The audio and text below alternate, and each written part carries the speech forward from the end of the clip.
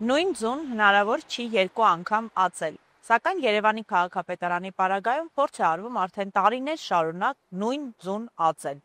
Ինչու է մեր Երևանում օդը աղտոտված, ինչու աղբահանության խնդիրը այդպես էլ չի լուծվում։ Այս եւ մի շարք այլ բազմաթիվ մեզ բոլորիս հուզող հարցերի մասին այսօր զրուցելու եմ Երևանի քաղաքապետարանի բնապահպանության վարչության պետի տեղակալ Գորիկ Ավետիսյանի հետ։ Շնորհակալություն հրավերի համար եւ այս կարևոր թեման բարձրաձայնելու համար։ Ամենաառաջին հարցը. ի՞նչն է խնդիրը, որ մինչ օրս մենք ունենք Նուբարաշենի աղբավայր։ Նուբարաշենի աղբավայրը մենք ունենք 1950-ական թվականներից, շահագործվում է 1950-ական թվականներից եւ գնալով Երևան քաղաքում բնակչությունը ավելանում է, տուրիստների քանակը ավելանում է, գոյացող աղբի քանակը ավելանում եւ մեր այդ ամբողջ աղբը տեղափոխվում է Նուբարաշենի աղբավայր, աղբավայր չասեմ աղբատեղի, որովհետև ինքը աղբավայրի սանիտարական որևէ կանոնի չի համապատասխանում։ Ի սկզբանե ձևավորվել է որպես տարերայնորեն ձևավորված Դա աղբատեղի։ գիտենք ինչպես է ձևավորվել, գիտենք որ կար, գիտենք որ դա մշտական խնդիր էր եղել, հա, այսինքն տեղի ունեցավ երկրում տարբեր փոփոխություններ, այո։ Ի՞նչն է պատճառը, որ մինչև հիմա կա, այսինքն ինչի չի լինում այդ հարցը Աղբավայրի լուծել։ փակման առաջին ռեալ գործնական փուլ մտած ծրագիրը դա 2016 թվականից 16 թվականից մեկնարկած Երևան քաղաքի կոշտ թափոնների կառավարման ծրագիրն էր, որի շրջանակներում Եվրամիության մի քանի բանկերի ֆինանսավորմամբ պետք է իրականացվեր Նուբարաշենի աղբավայրի փակում եւ 8 միլիոն եվրո միություններ տալու, 8 միլիոն վզետներ տալու եւ ինչն է խնդիրը, ինչու չի տեղի ունենում այդ գործընթացը։ Ծրագրի նախնական այդ նախապատրաստական փուլը բավական երկար տևեց, որտեղ քաղաքը այդ մեծ ծրագրի իրականացմանը պատրաստ չէր իմ գնահատմամբ եւ չկար լիարժեք իրականացված տեխնիկատնտեսական հիմնավորումներ եւ այլն, որոնք երբ որ սկսեցին արվել, երբ որ արդեն մրցութային գործընթաց հայտարարվեց 18 թվականից եւ ոչ բավարար մրցակցության պայմաններում մրցույթը չկայացավ եւ 2022 թվականին մրցութային գործընթացը ավարտվեց առանց հաղթող ունենալու նոր տեխնիկատնտեսական հիմնավորում պատվիրեց քաղաքապետարանը, որը իրականացվեց 23 Դուք թվականին հիմա խոսում եք ինչ որ բաների մասին, ես չեմ կարողանում հասկանամ, այսինքն հայտարարվել է մրցույթը հաղթող չի ունեցել, որտեղ չեն եղել կազմակերպություններ, որոնք բոլոր պահանջներին բավարար էին։ Դրսից էլ չեն եղել Ոչ, կազմակերպություններ։ եւ մրցույթը չեղարկվել է։ Որոշվել է, որ քանի որ ելակետային պայմանները լավ ներկայացված չեն, այսինքն ընդհանուր պայմանները ոլորտը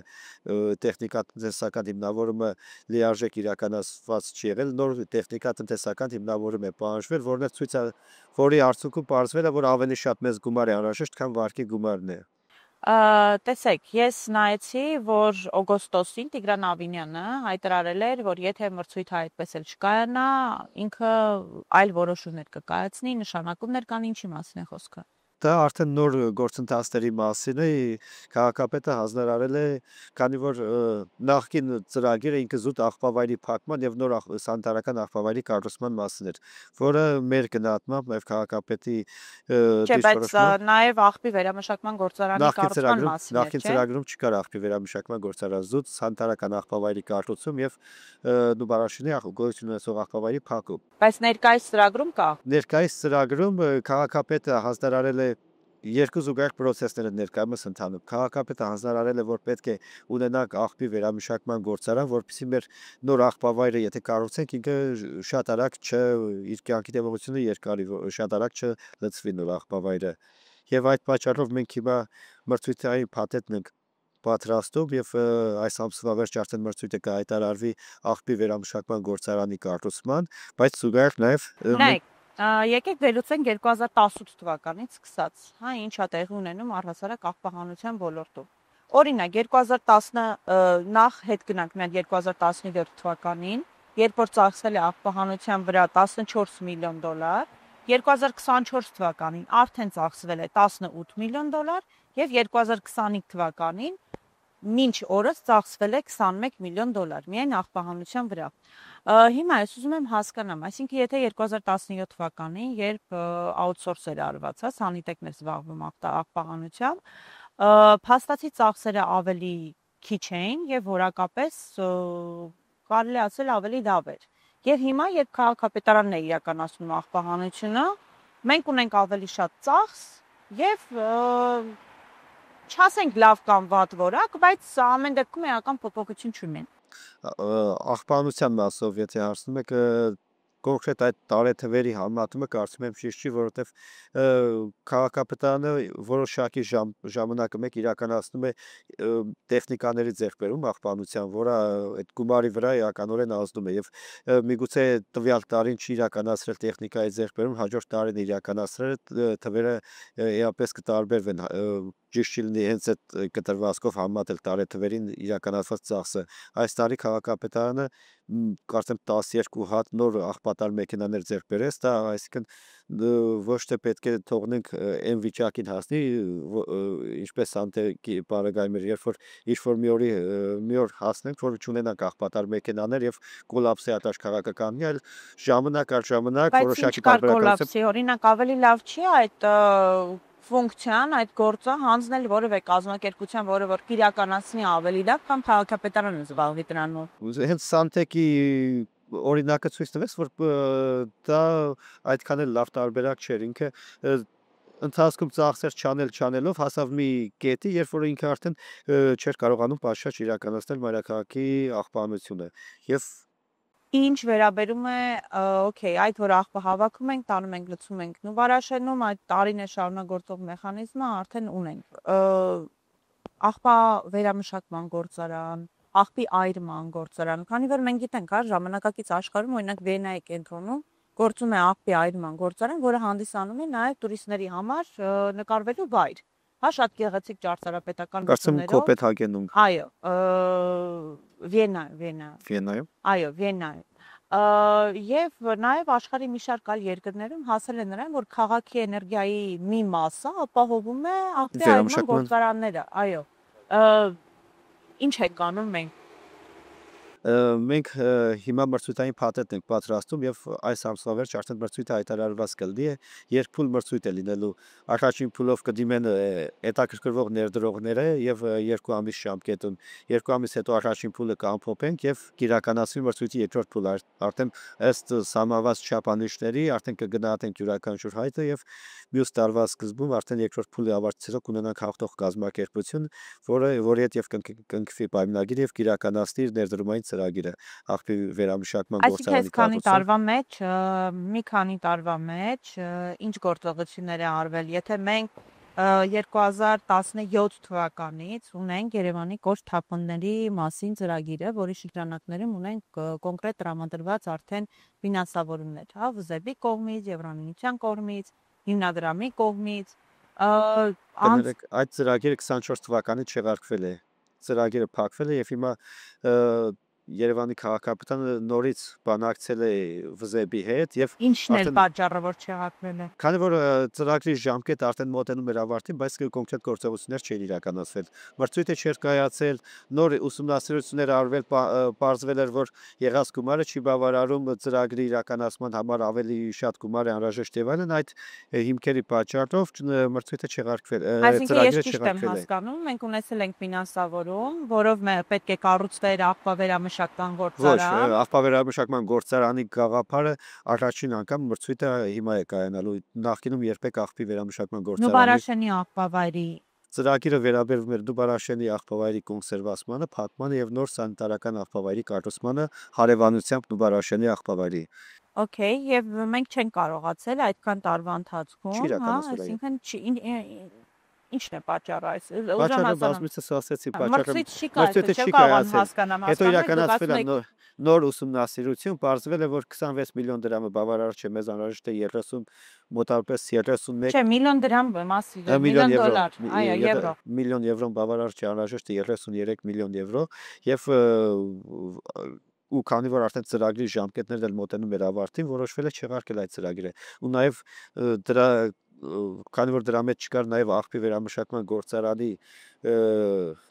բաղադրիչը, դա էլ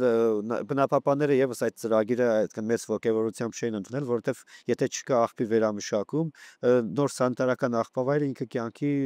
երկար տևողություն չի ունենալու, այսինքն դա խնդրի ժամանակավոր լուծում է իրենից ներկայացնելու։ Դրա համար Հասկացա, քաղաքապետը այսինքն հանձնարարեց, որ մենք բաժանենք երկու մասի, նոր սանիտարական աղբավայրի կառուցում եւ Նուբարաշենի աղբավայրի փակում, որը իրականացվելու է արդեն նոր ծրագրով վզեբն ֆինանսավորում առաջին փուլը է։ Իսկ երկրորդը աղբի վերամշակման գործարանի կառուցում, որը ինքը քանի որ բիզնես պրոյեկտ, ինքը բիզնես բաղադրիչ ունի, աղբի վերամշակումը նաև շահավետ է։ այո, Ու քանի որ դրա մեջ արդեն դրանից հնարավոր է գումար ստանալ, դա որոշվեց իրականացնել մասնավոր համայնք համագործակցությամբ ներդրողի միջոցներով, որի համար արդեն կհայտարարվի մրցույթ այս ամսվա վերջ եւ այս տարվա վերջ արդեն առաջին փուլը անփոփած կլինենք, մյուս տարի կիրականացվի երկրորդ փուլը, կունենանք հաղթող մասնակից, եթե ունենանք հաղթող այսինքն մասնակից, կարող արդեն ենք ֆիքսել, որ այս պահի դրությամբ դեռևս այս աղբի խնդիրը Նուբարաշենի աղբավայրը շարունակում է մնալ։ աղբի խնդիրը նաև սրանք ես գլոբալ պրոցեսներ ասացի, որը զուգահեռ իրականացվում են խնդիրը գլոբալ լուծելու համար, բայց աղբի այրումների այդ բռնկումների խնդիրը լուծելու համար քաղաքապետարանը նաև այս ռոպեական միջոցառումները շատ բավականին ակտիվ իրականացնում աղբավայրում լինում են եւ ինքնայրումներ, քանի որ աղբը կուտակվում է, սեղմվում, գազեր են, մեթան գազեր են անջատվում քայքայումից աղբի եւ հատկապես տաք եղանակին ինքնաբռնկումներ է Դե լինում իրականում աղբավայրում։ 21-րդ դարում նորմալ չի ունենալ նման աղբավայրը։ Համաձայն եմ ձեր հետ։ Այսինքն այս հարցը պետք է ինչ-որ մի ձև լուծում ստանա, որովհետև ամեն տարի ինչ-որ նոր բան է հայտ գալի, ինչ-որ նոր խնդիրներ են առաջանում եւ Նուբարաշենի աղբավայրը շարունակում է մնալ մեկ կյանքում, Նաև որը լրջագույն խնդիր է եւ նաեւ այստեղից նաեւ կարող ենք անցնել օդի աղտոտման խնդրին։ կարճ չվերջացրեցի ես ինչ է իրականացնում քաղաքապետարանը, որ այդ բռնկումների խնդիրը լուծվի։ Նախ արդեն քաղաքապետարանը մոտ մեկ ամսից ավել է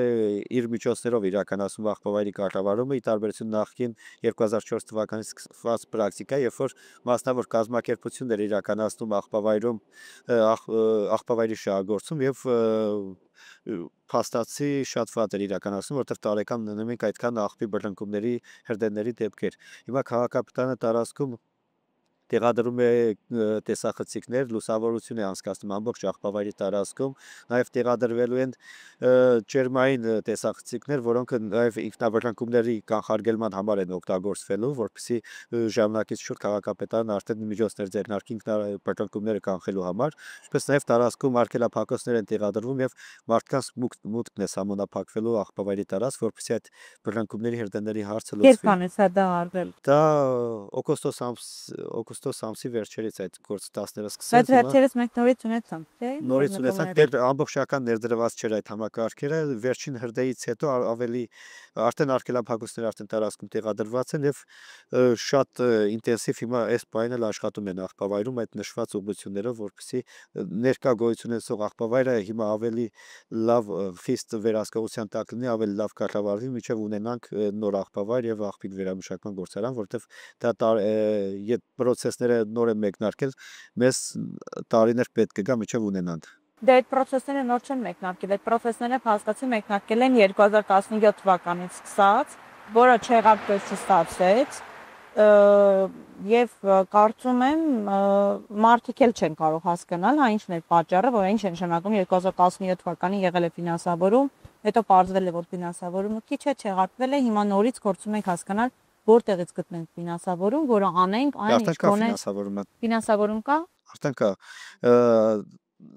փորձագետ է ներգրավվելու, որ առաջին փուլը նախապատրաստական աշխատանքներ իրականացնի, վզեբը ֆինանսավորելու է առաջին փուլը, իսկ երկրորդ արդեն ծրագրի աղբավայրի նախագծում եւ կառուցումը մեկ մրցույթով է իրականացվելու, որը ֆինանսավորում, որի համար պատրաստ են տրամադրել եւ վզեբը եւ համաշխարհային բանկը եւ ասիական զարգացման բանկը։ Այսինքն մենք խոսում ենք զուտ նոր աղբավայրի կառուցման մասին, աղբի վերամշակման գործարանի Աղբի վերամշակման գործարանը բիզնես պրոյեկտ է, որը ներդրողի միջոցներով է իրականացվելու։ Համայնքը այդ մասով ծախս չի իրականացնելու։ Դա հասկանում եմ, բայց ունենք մենք այս բանը ներդրող, որը հետաքրքրված է։ Ներդրողներ այս ընթացքում բազմաթիվ անգամ դիմումներ ենք մենք ստացել, որոնք յուրաքանչյուրը իր աղբի վերամշակման մոդելն է առաջարկել, որը տարբերվում է մեկը մյուսից, բայց որոշվեց, որ ոչ թե դա իրականացվի, այլ ինչ-որ քաղաքապետարանի հայեցողությամբ, այլ բաց թափանցիկ գործընթացով մրցույթի միջոցով։ Իսկ Մենք եք հայտարարենք դիտարկում օրինակ մրցույթը։ աղբի այրման գործարանում մոդելը, որովհետև այդ պարագայում առաջանում է նաև էլեկտրաէներգիա, որը կարող է սնուցել քաղաքը։ Իմ կարծիքը Հետաքրքիր եւ մոդել է նաեւ շատ։ մեր փորձագետների հայաստանյան թափոնների կառավարման փորձագետների կարծիքը այս առումով միանշանակ է, որ ինքը ամենալավ մոդելը չի աղբի վերամշակման։ Ինքը լուծում է էլի որոշակիորեն լուծում է աղբի կրճատման խնդիրը վերամշակման տեսակներից մեկն է համարվում, բայց ինքը ամենալավ մոդելը չի։ Ամենալավ մոդելը, երբ որ բնակչությանը մոտ սկզբնաղբյուրում մեծ մասով տարանջատվում է, տեսակավորվում է աղբը եւ մենք կարողանում ենք նաեւ աղբի հիմնական բաղադրիչ օրգանական աղբը, որ կեսից ավելն է աղբի առանձնացնել եւ օրգանական աղբի քայքայում Շատ սիրուն մենք պատմում ենք այդ ամենի մասին, բայց մենք շատ լավ գիտենք, որ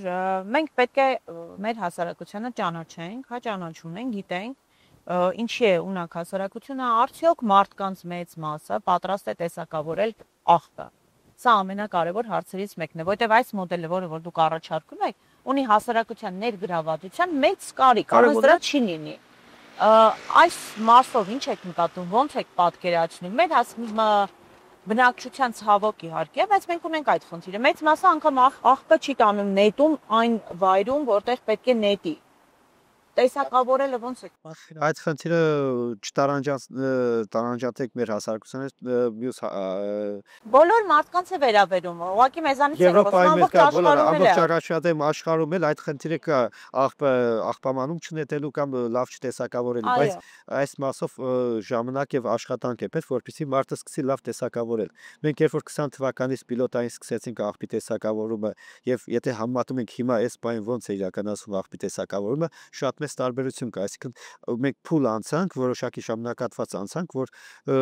նաեւ մարդկանց հետ միասին, մեր քաղաքի բնակչության հետ միասին, երբ որ արդեն ունենք այն կետերում, որտեղ որ ունենք տեսակավորման աղբամաններ, մենք ունենք լավ տեսակավորում։ Այսինքն շատ մեծ ժամանակ էր պետք դրա համար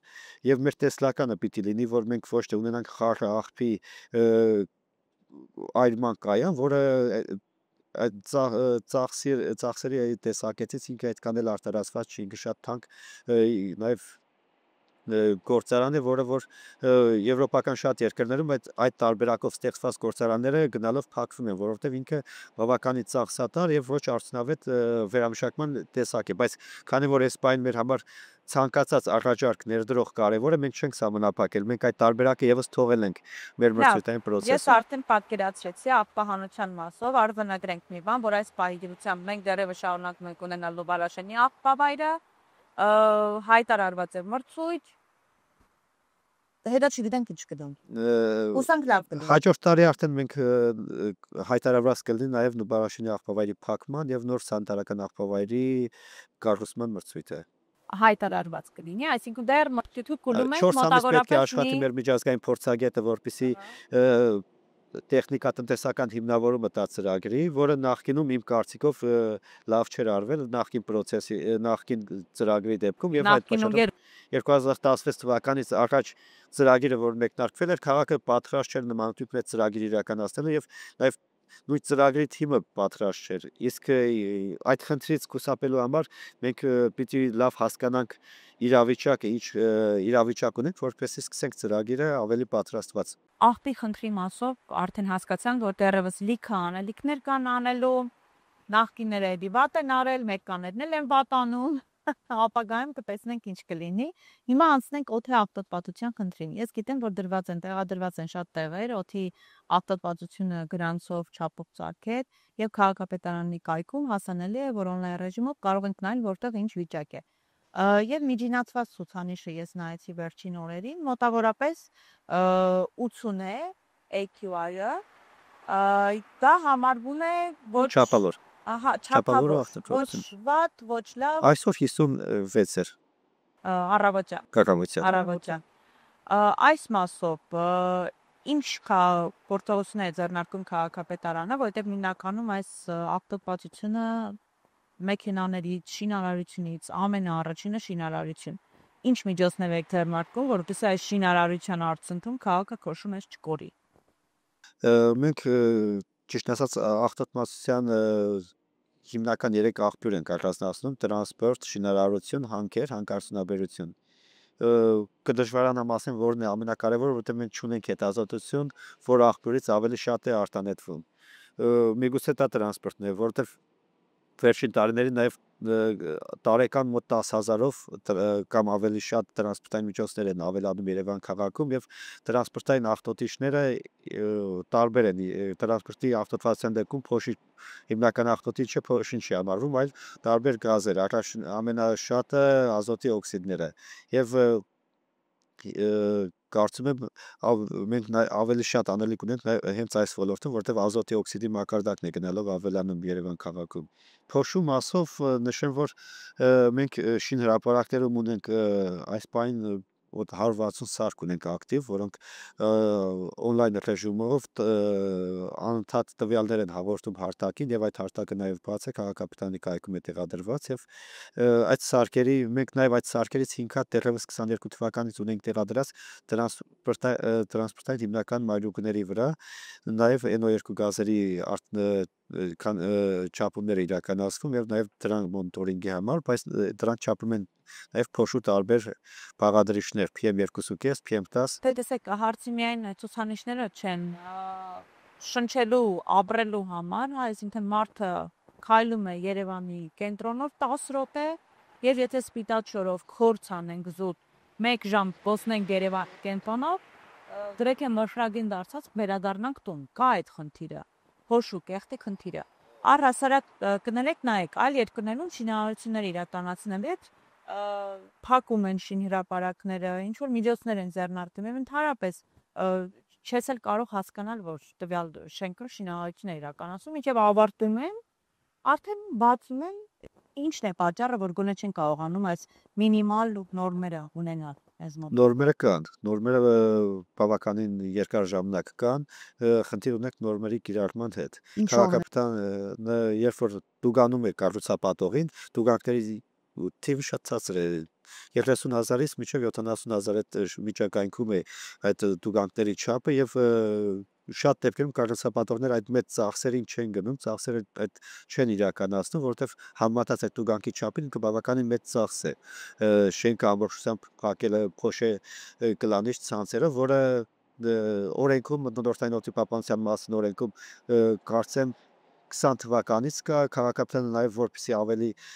խիստ կիրառի դա նաև ավականու որոշման մեջ առանձին կետով դա ավելացրեց եւ քաղաքապետարանը եւս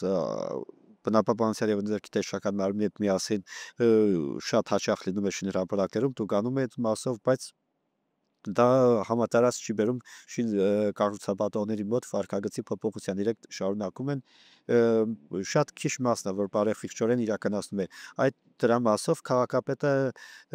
վերջերս հայտարարեց, որ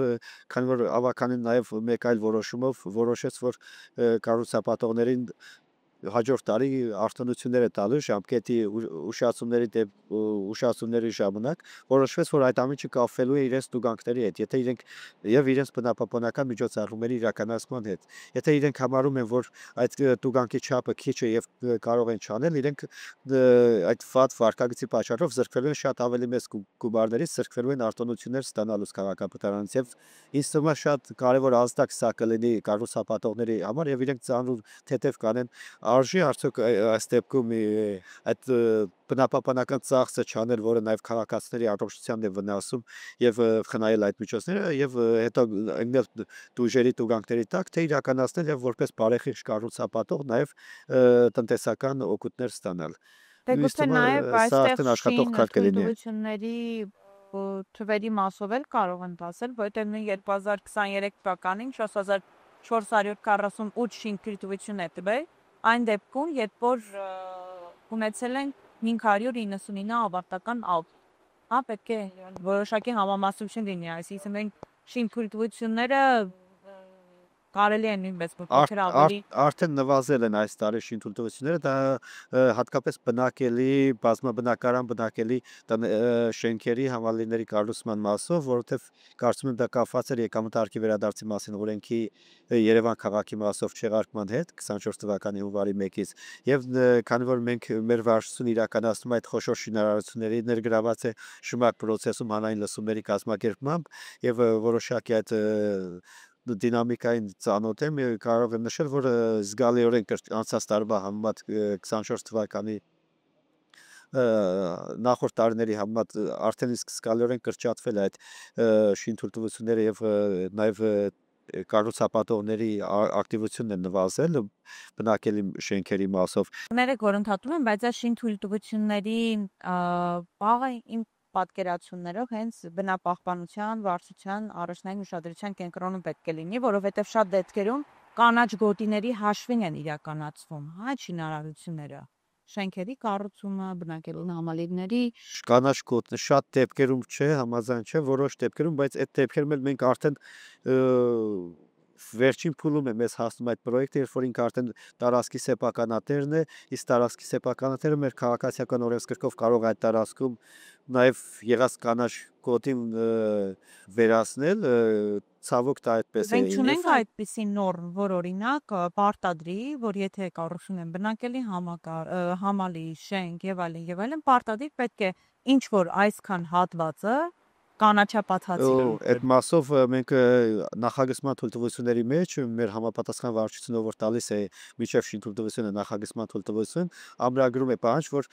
տարածքի նվազագույնը 40%-ը պետք է լինի կանաչ տարածք։ Նախկինում 10%, 15% էր նախատեսվում, բայց հիմա 40% է նախատեսվում եւ ես գիտեմ, որ հիմա քննարկվում է այդ տոկոսը եւ կրկին ավելացնել, քննարկվում է մինչեւ 60%-ի հասնել այդ պահանջը։ Այսինքն իր սեփականությամբ իրեն տրված տարածքի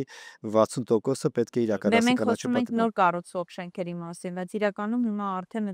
այդ խնդիրը բավականին լուրջ է դարձել Երևանի պարագայում, հա։ Այն շենքերը, որոնք ստացել են շինթույլտվություն 10-19 թվականներից հետո իրենց մոտ արդեն գործում է այդ 40%-ի պահանջը եւ որ իրենք արդեն դիմեն ավարտական ակտի, երբ որ արդեն քաղաքապետարանը իրենց տա ավարտական ակտ եւ շահգործման թույլտվություն, այն ժամանակ ստուգվում է նաեւ իրենց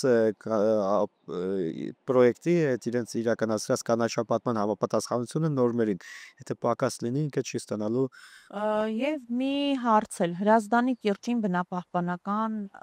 կարգավիճակի տրամադրում, ինչը դա ենթագրում։ Ռեստորանները փակվելու են։ Ռեստորանները, որոնք որ ունեն որոնք սեփականության իրավունքով իրենց է պատկանում, այսինքն ունեն օրինական հիմքերով վկայականներ, իրենց մասով մենք այդ տարածքները հանել ենք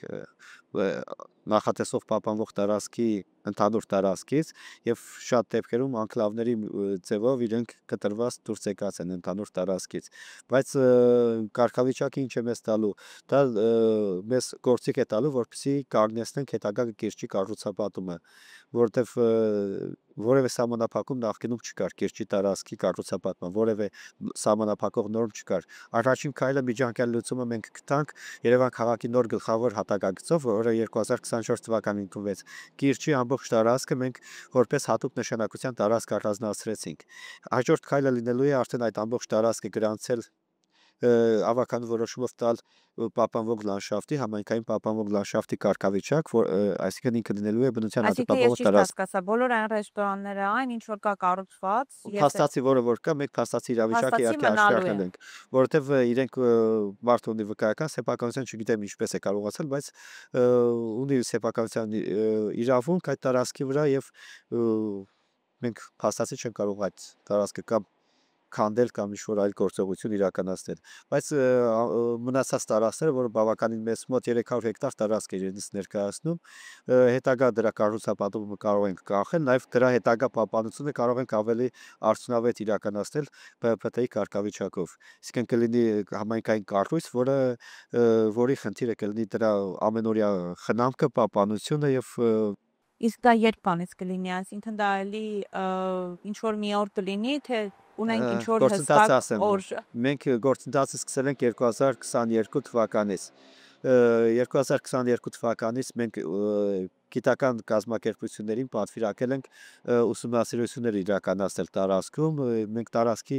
2023 թվականին 1 տարի տևեց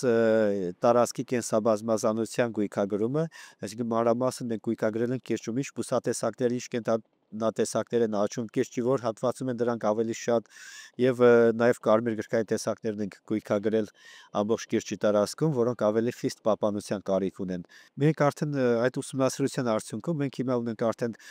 կիրճի սահմանները, արդեն որոշված սահմանների նկարագրությունը, գույքերի, կենսաբազմազանության այդ ամբողջ գնահատումները ունենք, միջոցառումներ ունենք, ինչ պետք է իրականացվի եւ մենք հիմա սպասում ենք շրջակա միջավայրի նախարարության կողմից բնօրինության հատուկ պահպանվող տարածքների մասին օրենքում փոփոխություն է իրականացվում, որտեղ սահմանվում է նոր կատեգորիա համայնքային պահպանվող լանդշաֆտ։ Նախկինում դա բացակայում էր, այսինքն նախկինում համայնքը չէր կարող ինքնուրույն նախաձեռնել ստեղծել իր տարածքում հատուկ պահպանվող տարածք։ Այս փոփոխությունը հիմա ազգային ժողովում է իմ տեղեկություններով այս աշնանային նստաշրջանի ընթացքում ընդունվելու են փոփոխությունները եւ Իսկ դուք շփվում եք ընդհանրապես Երևանի բնակիչների հետ։ իհարկե Խոսում եք, հասկանում եք, ինչից են գոհ, հարցնում եք, ինչից են դժգոհ, ինչ խնդիրներ կան։ Քաղաքացիների հետ կապ իրականացում մի շարք գործիքների միջոցով մենք քաղաքացիների առաջարկները ստանում ենք եւ գրությունների միջոցով եւ ակտիվ քաղաքացի հավելվածն է արդեն գործում, որտեղ քաղաքացիները իրենց հուզող հիմնական խնդիրները բնապահպանական մասով նաեւ գալիս է մեր վարչություն, մենք ծանոթանում ենք այդ խնդիրներին եւ նաեւ քաղաքացիների ընդունելության եւ տարբեր այլ Եվ գործիքների միջոցով ինչ դժգոհություններ կան հիմնական հիմնականում։ դժգոհությունները վերաբերվում են թափառող կենդանների հարցին, որը սերտորեն կապված է աղբի թափոնների կառավարման Երևան քաղաքում եւ որ երբ որ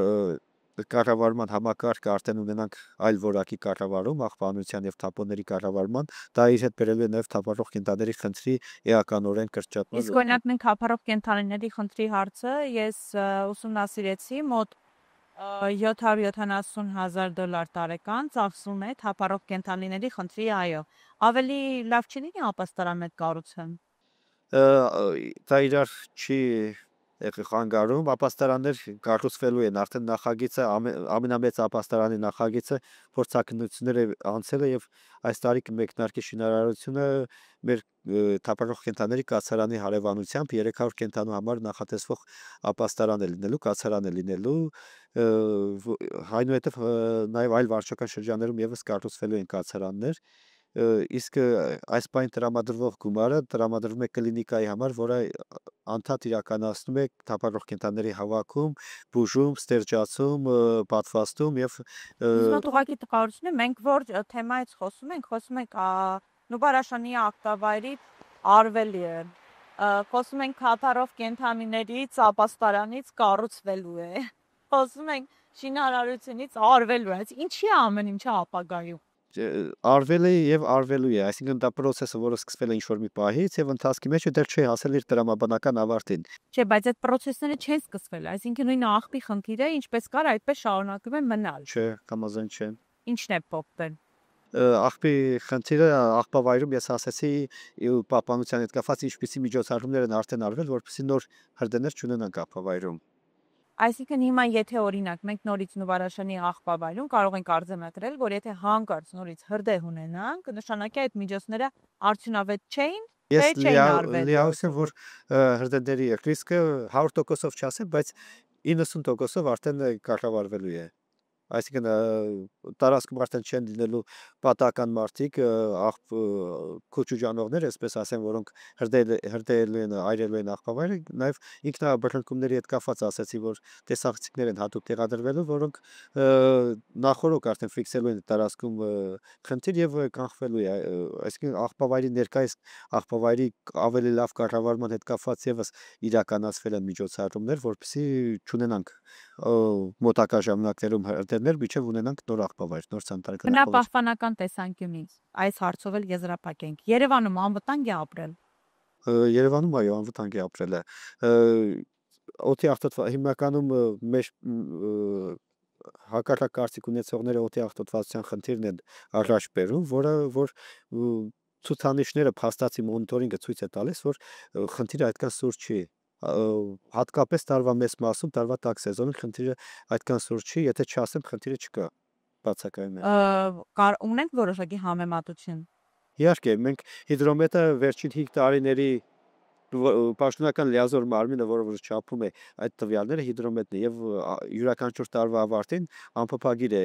հրապարակում եւ նաեւ որոշակի կտրվածքով նախորդ տարիների աղտոտվածության քանակն է համատականն է ցույց տալիս եւ վերջին անփոփագիրը ցույց է տալիս, որ վերջի 5 տարվա ընթացքում փոշու եւ ազոտի օքսիդի քանակությունների նվազման միտում կա, տենդենսը գնում է դեպի նվազում։ Ու դա հաշվի առնելով շինարարությունների թվի ավելացումը եւ մյուս գործոնների ավելացումը։ Շատ լավ, շնորհակալություն տեղեկություններ տալու համար։ Արձանագրենք, որ Նուբարաշանի աղբավայրը շարունակում է մնալ իր տեղում։ Որոշակի գործողություններ արվում են, բայց աղբի խնդիրը շարունակում է մնալ հիմնախնդիր Երևանի համար։ Օդի աղտոտվածության խնդիրը կա ամեն դեպքում, ինչքան էլ իմ գյուրը նշեց, որ այն այդքան էլ սոսկալի չէ։ Եվ Երևանի բոլոր այն խնդիրները, որոնք տարիներ շարունակ կային, շարունակում են մնալ, սակայն քաղաքապետարանից մեզ հուսադրեցին, որ որոշակի գործողություններ արվում են այդ խնդիրների լուծման համար։ Լուծումները մենք կտեսնենք ապագայում, հուսանք։ Հիշեցնեմ, որ Analytic Talk-ի հովանավորներն են Կրեպերի սրճարանը։ Իդեպ այսօր մեր զրույցը մենք անցկացրեցինք Կրեպերի դրսի հատվածում եւ Ֆինապ հաշվապահական ընկերությունը։ Լավ եղեք, կհանդիպենք։